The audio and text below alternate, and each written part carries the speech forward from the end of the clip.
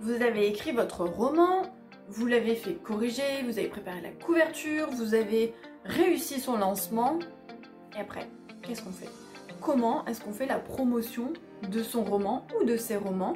Comment est-ce qu'on fait pour continuer à faire vivre son roman après le lancement? Je vous explique tout dans cette vidéo.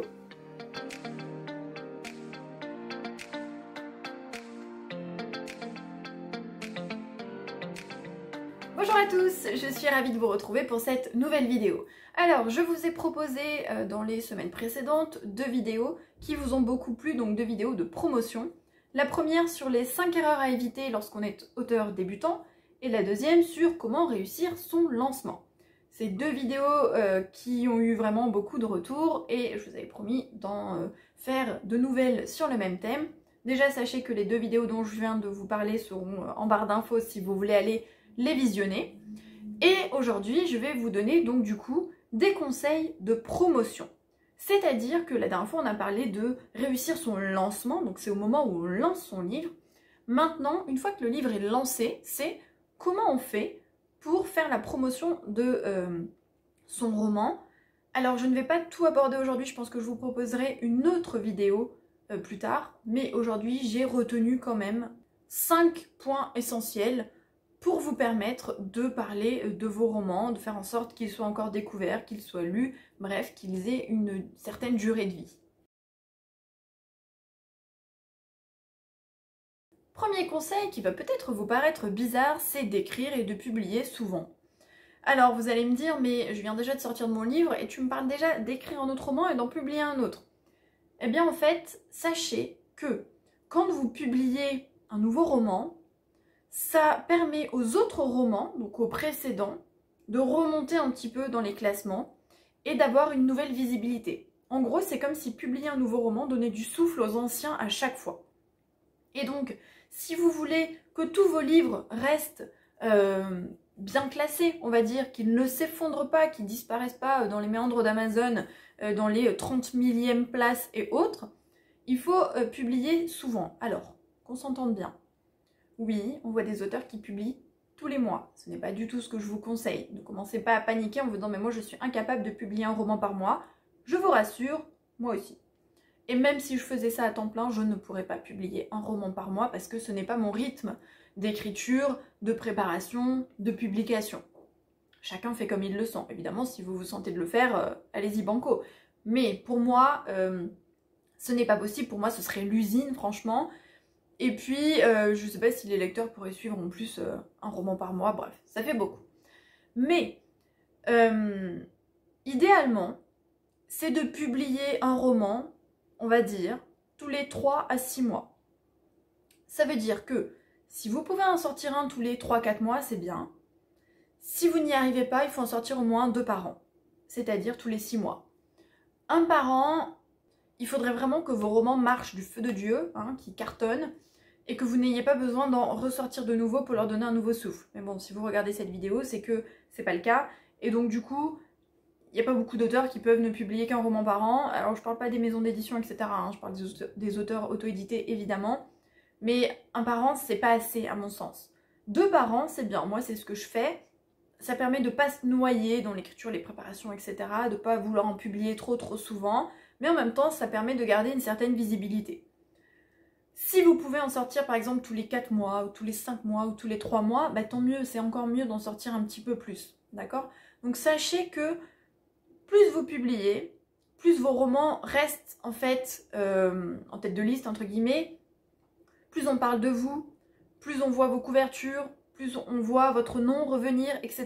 Et en fait, c'est un cercle vertueux, c'est-à-dire que à force, le bouche à oreille, les réseaux sociaux, les partages, les retweets, etc., on va vous voir souvent et ça va développer comme ça votre communauté de lecteurs et peut-être que ça va donner envie à d'autres gens de vous découvrir. Et puis en plus, plus vous avez de romans, plus vous avez de chances d'être repéré par Amazon, qu'on vous propose des promotions. Si vos livres marchent, bah ça va peut-être déclencher d'autres choses. Bref, vraiment, c'est un conseil que je vous donne, c'est d'écrire, évidemment, mais surtout de publier souvent. Deuxième conseil, c'est de bien gérer vos mots-clés et vos catégories. Je ne parlerai que d'Amazon parce que je ne connais pas les autres plateformes, mais Les mots-clés et les catégories, c'est ce qui peut faire la différence.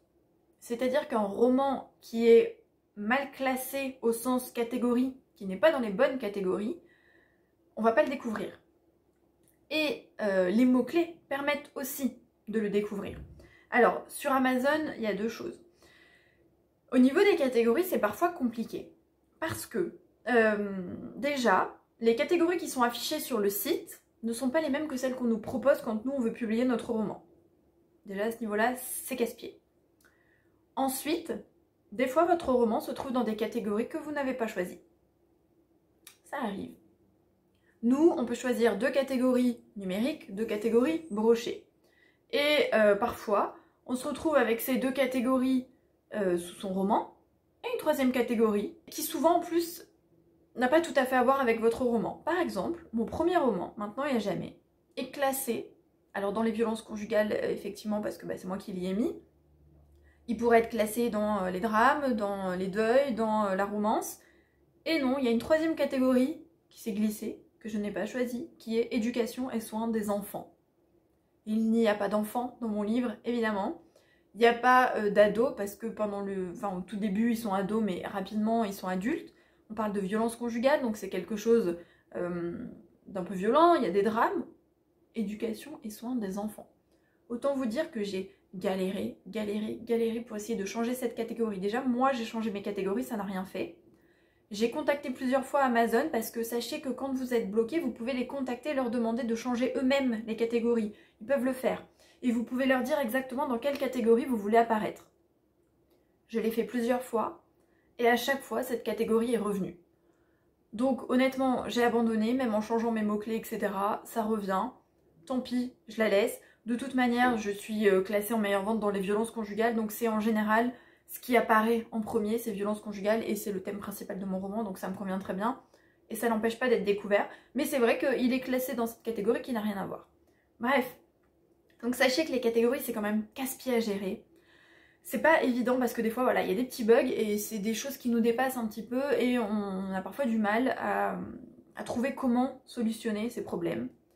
Mais, en dehors de ça, trouver les bonnes catégories, c'est important.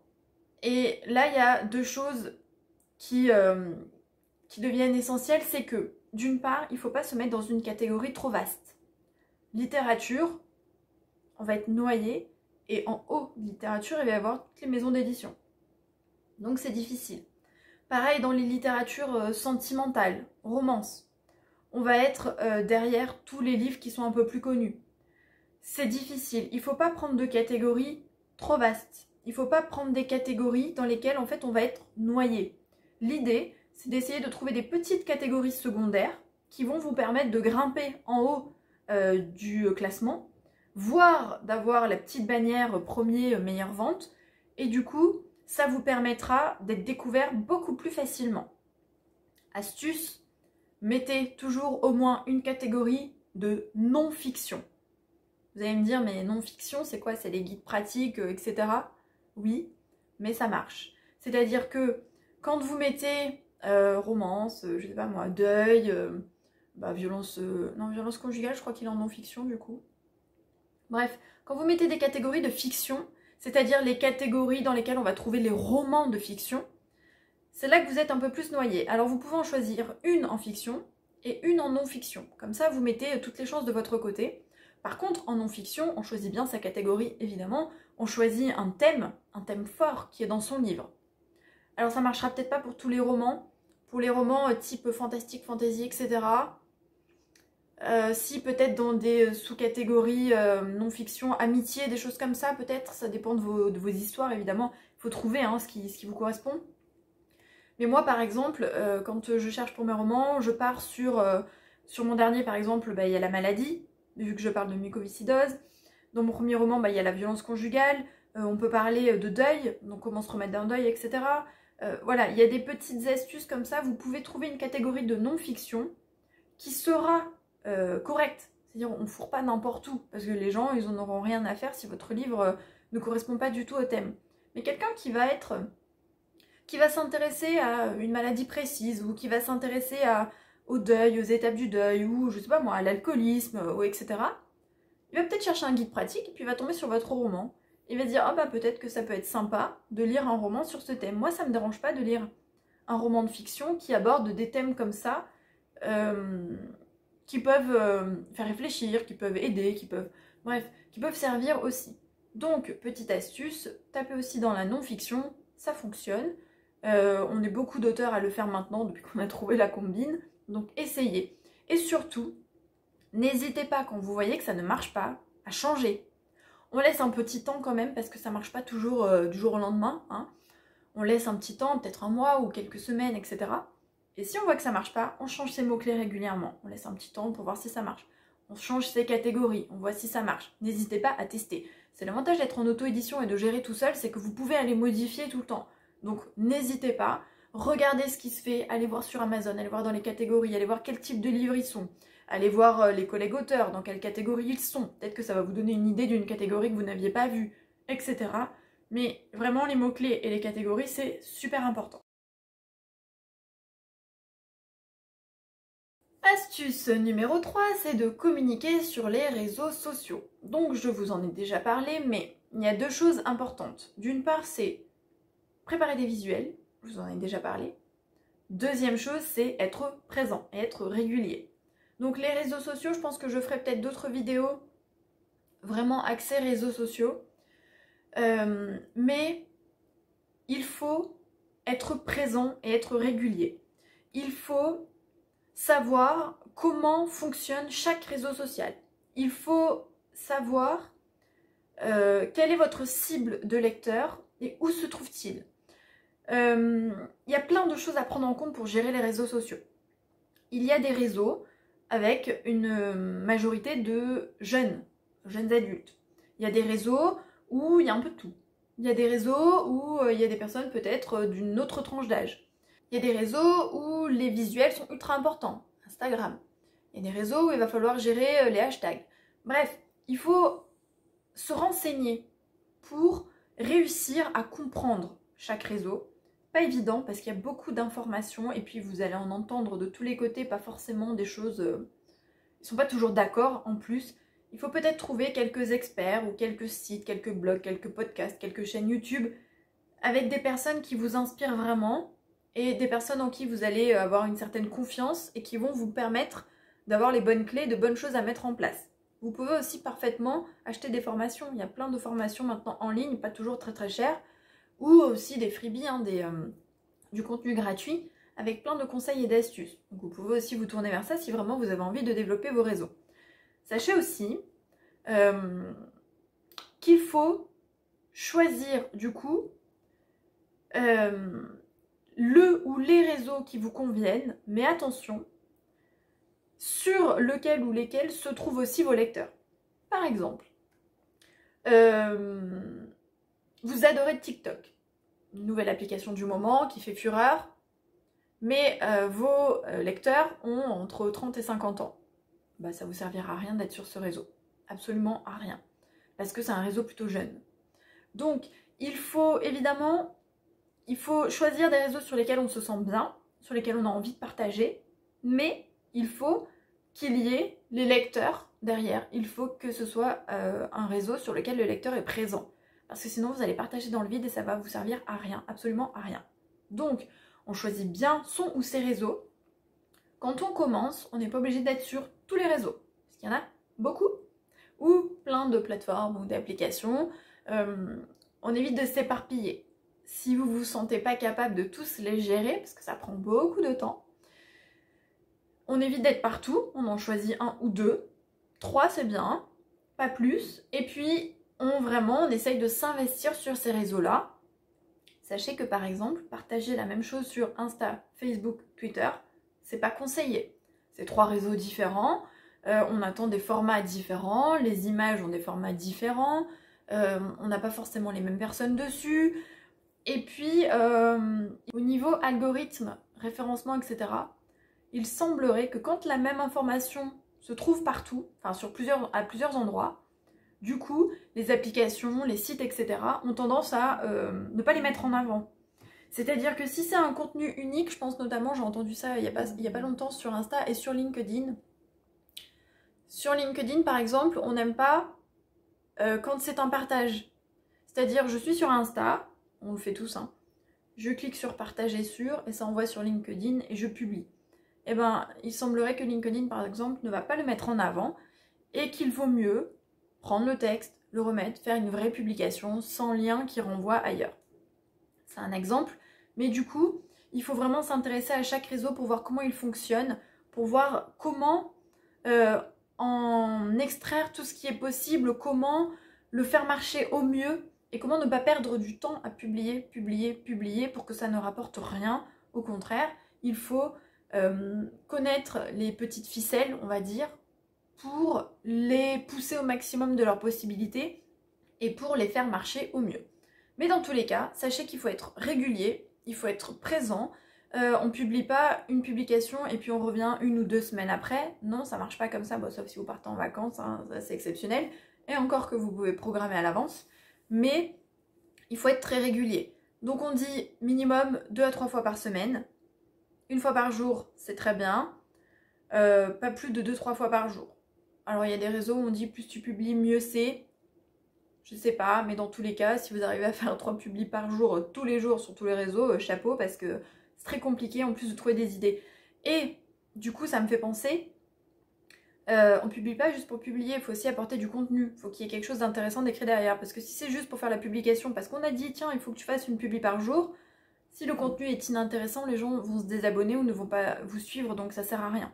Il faut aussi qu'il y ait du contenu. Donc il vaut mieux publier un petit peu moins, mais régulièrement, avec du contenu de qualité, plutôt que de se forcer à publier tous les jours avec un contenu inintéressant et finalement perdre du temps et perdre des abonnés. 4e conseil, qui va être rapide, c'est de réussir et de soigner son lancement. J'en ai déjà parlé dans une vidéo il n'y a pas longtemps, le lien est en barre d'infos, donc je ne vais pas m'attarder sur ce point-là. Mais pour réussir sa promotion et pour donner toutes les chances à son livre d'être découvert, le lancement est important. Et quand je dis le lancement, c'est pas forcément d'atterrir systématiquement dans le top 100, tant mieux si vous y arrivez, mais c'est préparer son lancement en amont et c'est vraiment faire en sorte de teaser en fait son lancement et de qu'on parle du livre, qu'il y ait des visuels, qu'on voit son titre apparaître partout, qu'on voit votre nom, bref, qu'on en parle souvent, que les blogueurs en parlent, que les lecteurs commencent à en parler, etc. Donc soigner son lancement, ça permet ensuite de surfer un petit peu sur la vague pour continuer sa promotion. Pas de panique si vous n'entrez pas dans le top 100 le jour J. Personnellement, pour mon dernier roman, le lancement a foiré, ça arrive. Il y a eu un bug Amazon, ça n'a pas du tout actualisé le classement. Les ventes sont apparues dans la nuit et 2 jours après, donc c'est même pas apparu dans la journée, ça s'actualisait pas du tout, en fait c'est resté bloqué. Et le classement n'est pas monté du tout non plus. Il y a eu comme si c'était figé, en fait, dans la journée. Du coup, je ne suis évidemment pas entrée dans le top 100. Je ne sais plus à combien j'ai fini, peut-être dans les 100 et quelques. Je crois que j'étais pas loin, j'ai dû arriver 117e, quelque chose comme ça. Mais comme quoi, c'est pas perdu parce que le mois suivant, donc mon livre est sorti le 25 septembre, en octobre, il est rentré dans le top 100. On est en mars, le 4 mars, hein, au moment où je tourne cette vidéo, il y est toujours. Il est même plus que dans le top 100 parce que il est dans le top 50, il est même rentré, il est monté jusqu'à la 3e place, mais il y est toujours. Donc vous voyez, de octobre à mars, il est toujours dans le top 100. Et pourtant, le jour J, foirage total, il n'est pas entré dans le top 100. Donc on ne panique pas si jamais ça n'a pas marché. Ça arrive aussi, je veux dire, les lecteurs sont peut-être pas au rendez-vous ce jour-là, même si vous avez fait tout ce qu'il fallait avant, peut-être qu'il va y avoir un bug, peut-être qu'il va y avoir un souci technique, il y a plein de choses qui peuvent arriver. Si ça marche, c'est top. Si ça marche pas, on panique pas, on rebondit. On rebondit sur ça, on continue de faire de la pub, on publie les premiers commentaires. Pareil, les commentaires, moi, ils sont apparus. Pourtant, j'avais fait appel à des blogueuses qui, normalement, publient les commentaires un peu avant ou le jour J. Ils sont apparus pour certains plusieurs jours après. Donc, ils ont été validés super tard, donc c'était trop tard. Quand ils sont publiés le jour J, c'est beaucoup mieux. Quand on voit déjà des étoiles, les gens ont plus confiance. Donc, on panique pas, on continue de surfer sur ça. On surfe sur toute la publicité qu'on a mis en place en amont, on surfe sur les avis des chroniqueuses, sur les premiers commentaires, on continue sa promotion, on part du lancement en fait pour faire tout ça. Si vous balancez votre livre du jour au lendemain, sans aucune préparation, on n'a jamais entendu parler de votre livre, ça va être très difficile derrière de ramer pour faire de la promotion, hein, parce que personne ne va en parler, parce qu'il n'y aura pas de commentaires, parce que personne ne l'aura acheté le jour J, parce qu'on ne vous connaît pas, on ne sait même pas qui vous êtes, donc c'est super difficile. Si vous avez préparé en amont, même si c'est un petit peu foiré le jour du lancement, c'est pas grave, vous pourrez surfer dessus et ça fera quand même un cercle vertueux pour la suite. Donc on soigne son lancement et allez voir ma vidéo, je vous donne plein de conseils pour réussir son lancement. Cinquième et dernier conseil, c'est de créer une communauté autour de soi. Je vous en ai déjà parlé évidemment. Attention, quand je dis communauté, je veux parler des lecteurs, des blogueurs et des auteurs. Bah oui, parce qu'on n'oublie pas les auteurs. Je vous en ai parlé dans ma précédente vidéo sur les qualités pour être un bon auteur, auto-édité. Les auteurs ne sont pas des concurrents, donc il faut créer une communauté autour de soi. Donc on rejoint déjà les réseaux sociaux parce que les auteurs, les lecteurs, les blogueurs sont aussi sur les réseaux sociaux. On partage, on discute, on commente les publications des gens, on partage les sorties de livres des autres auteurs, on partage les chroniques, on s'intéresse aux gens. Alors je sais, ça prend du temps, même moi je vous avouerai, je commente pas énormément parce que même si je lis, même si j'essaye de liker beaucoup, même si j'essaye de partager quand je vois, on est d'accord qu'en plus sur les réseaux sociaux, ça apparaît pas toujours sur notre fil, donc c'est compliqué quand on n'est pas présent H24. Avec les algorithmes, il y a des choses qu'on ne voit pas, hein, évidemment. Mais on essaye quand même d'être assez présent, on essaye de nouer des relations, on discute avec des auteurs ou avec des blogueurs ou avec des lecteurs, on répond aux lecteurs qui nous envoient des messages. On est accessible, voilà, on est accessible, on se met pas dans sa bulle de solitude, même si les auteurs, on aime bien être dans notre bulle. On se fait peut-être parfois un peu violence, honnêtement, par exemple, pour moi, c'est difficile. Je me force un peu parfois parce que ça me vient pas naturellement. Je suis réservée, je suis timide, je suis dans ma bulle, je suis solitaire. Donc aller commenter, aller etc. c'est pas toujours évident. Et alors des fois il va y avoir des questions, des choses comme ça, bah, je vais répondre du tac au tac parce que bah, j'ai une réponse, parce que je peux aider, parce que ça m'est arrivé, etc.